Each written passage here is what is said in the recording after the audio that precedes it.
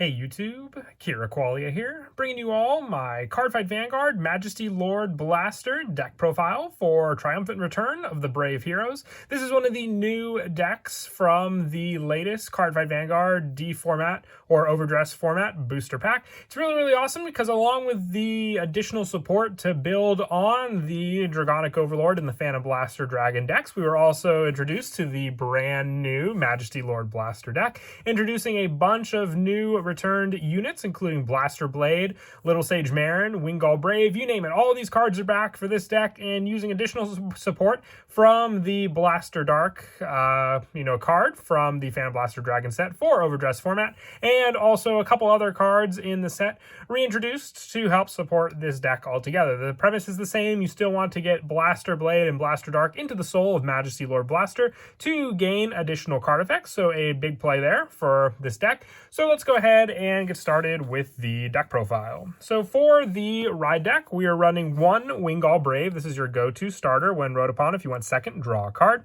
And our grade 1 in the ride deck is Little Sage Marin. When this unit is rode upon by a grade 2 with Blaster and its card name, look at the top 7 cards of your deck, choose up to one grade 2 with Blaster and its card name from among them, reveal it, put it into your hand, and shuffle your deck. If you did not reveal a card, choose a Wingall Brave from your soul. You may call it to rearguard. And on rearguard, it doesn't really happen where it goes on rearguard often, but it gets a +2 if you have 3 or more units for power. So being able to call the Wingall Brave is sort of like a forerunner skill, is a big plus there for sure. But our next go-to grade 2 that we ride most of the time is Blaster Blade. You can potentially run Blaster Dark since it just says a grade 2 unit with Blaster in its card name. So it's player preference there, what you would prefer. Being able to retire a unit of your opponent's when this unit's placed on Vanguard Circle with a Counterblast of 1, retire it, and then if you did not retire, you draw a card.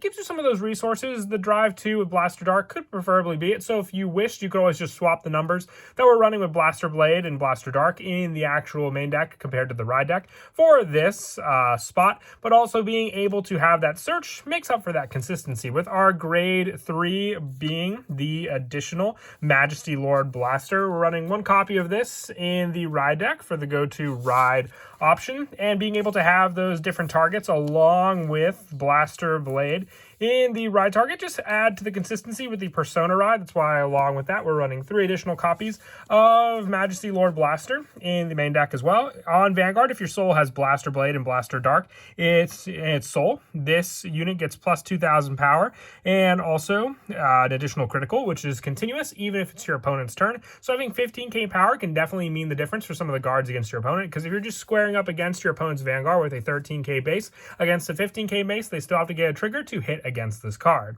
And also when this unit attacks a Vanguard, you perform all of the following. If you could put a Blaster Blade from your rearguard into your soul, choose one of your opponent's rearguards and retire it, and put a Blaster Dark from your rearguard into your soul, and this unit gets drive +1 until end of turn. So an additional critical, a drive +1, and then also retiring a potential interceptor of your opponent's means a pretty pressure-based attack. Persona riding on top of it just adds more to the power. So 25 with an additional critical, and then the drive +1 means you can hit for some pretty good rearguard options against your opponent altogether.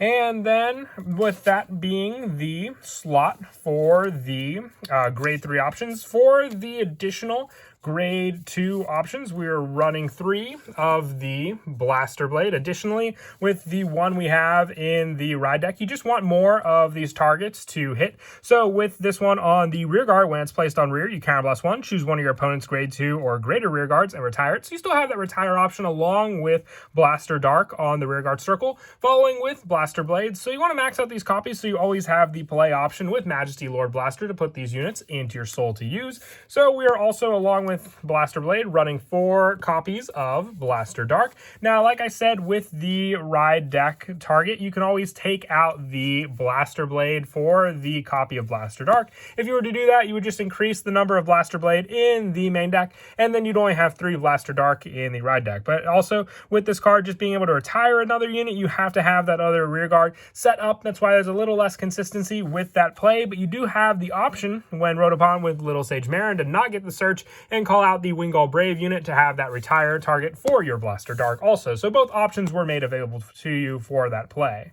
And then for the last of the grade 2s, I just run the 4 Knight of Loyalty Bedivere, another new unit in the set 5 set. When it's placed on the rearguard circle from hand, if your Vanguard is grade 3 or greater, Counterblast 1, Soul Blast 1, search your deck for up to 1 Knight of Friendship K, call it to rear in the same column as this unit, and shuffle your deck. So you will be putting Blaster Dark and Blaster Blade into the Soul more often than not. So even if you have to Soul Blast one of them for this card, you can make up for it with the additional place in the Soul using Majesty Lord Blaster. But you do have the Wingull Brave and the Little Sage Marin targets to Soul Blast as well for this card. That's it for the grade 2s. We'll now move on to the grade 1s. I run 4 of the Armor Piercing Knight Mugain. When it's placed on rearguard from hand, if you have a Vanguard with Blaster and its card name, discard a card from your hand. Look at 2 cards on the top of your deck, choose up to 2 units from among them, call them to rear as rest, and discard the rest. So the Majesty Lord Blaster, has all the qualifications for activating this card skill. Being able to potentially call a Blaster Blade and a Blaster Dark as rest to the rearguard circle is still very beneficial for this play, because then after you call these cards, even if they're at rest, they can still be placed into the Soul with your Majesty Lord Blaster to attack and gain those additional card skills. To work with the Knight of Loyalty Bedivere, I also run the 4 Knight of Friendship K. During the battle, this unit boosted Knight of Loyalty Bedivere. It gets plus 5,000 power, so just more of a pressure attack against your opponent, having a 23k column, and the potential Persona Ride putting at 33k means it's just more additional cards for your opponent to guard with, at least 2 15k guards to block that one attack with K boosting Bedivere. And then the last grade 1 spot that I run in the deck is just the 4 Aegis Mare Dragon Sentinel of choice, since you don't have to discard as much with the fewer cards you may have in your hand, having the single Aegis Mare Dragon left in your hand to block that one final big attack your opponent may swing at you with. And then as for some of the orders that we run in the deck, I do run for additional search power 4 of the Bravery to stand against Will to Pierce Through. You play this with a Counterblast of 1. If you have a Vanguard Blaster and its card name, search your deck for up to 1 grade 2 unit with Blaster and its card name, reveal it, put it into your hand, and shuffle your deck. So if you just need that one specific Blaster Dark or Blaster Blade, this is your searcher to go for. It has a grade 3 for the normal order, so you do have to be on your Majesty Lord Blaster to activate this card, but just more search power. It's just a direct search for any of the ones you may need for that particular play. So once again, even if you do have to Soul Blast for Knight of Friendship or Knight of Loyalty Bedivere, you have the makeup skill with whatever you Soul Blasted to be added right back to your hand using this normal order. And that is it for the orders as well. Moving on to the triggers, I run 7 critical, so the 4 Blade Feather Dragon and the Knight of Heavenly Hammer. So you have the Soul Charge option with Blade Feather Dragon to then be a Soul Blast cost for your Bedivere. That's why I like this lineup, along with the 4 Protection Magic. I thought of running the front trigger in this spot, and it can be player preference once again if you do have it, because you do have that pressure, but a lot of the times if the Blaster Blade and Blaster Dark are in your front row and the Majesty Lord is your final attack, you'll miss out on the front trigger options. That's why I prefer the Dark, the draw trigger to the front trigger. And then lastly, 4 of the heal being the Invigorate Sage for the 15k shield if your opponent's unit attack twice against your Vanguard, or any of your units to even protect your rear guards. And then the 1 Martinoa for the pressure of being able to give your rear guards drive checks all the more pressure, especially with the Blaster Blade and Blaster Dark options. But that is it for the deck profile. I hope you all enjoy the video.